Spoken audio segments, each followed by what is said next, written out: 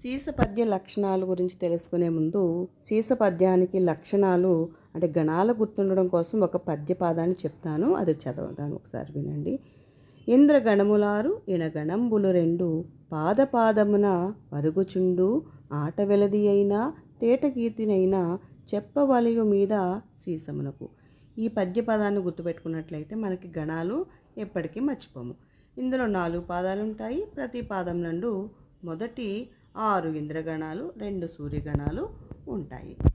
ఇవి సీస పద్యంలోని మొదటి పాదంలో. అంటే ఇవి పెద్ద పెద్ద పాదాలు ఉండడం వల్ల మనకి చాలా పెద్దగా వస్తాయి కాబట్టి మనకు అనుకూలంగా ఉండడానికి ఒక్కొక్క పాదాన్ని 2 భాగాలకు విభజించడం జరిగింది. పాదంలో కూడా 6 ఇంద్రగణాలు 2 సూర్యగణాలు ఉంటాయి. మొత్తం 8 గణాలు ఉంటాయి కదా.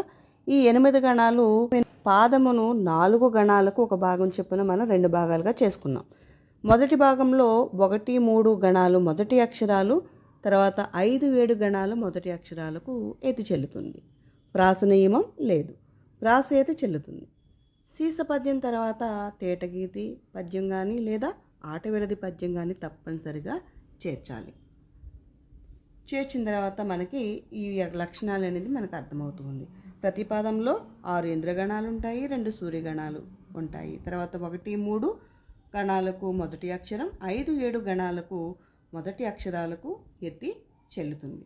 ఇది సీసపద్యము. సీసపద్యం వెనకాల మనకి ఖచ్చితంగా ఆటవిరది కానీ తేటగీతి కానీ ఖచ్చితంగా ఉండాలనేసి ఉంటుంది. అప్పుడు మాత్రమే అది ఆ పద్యం పూర్తిగా అవుతుంది.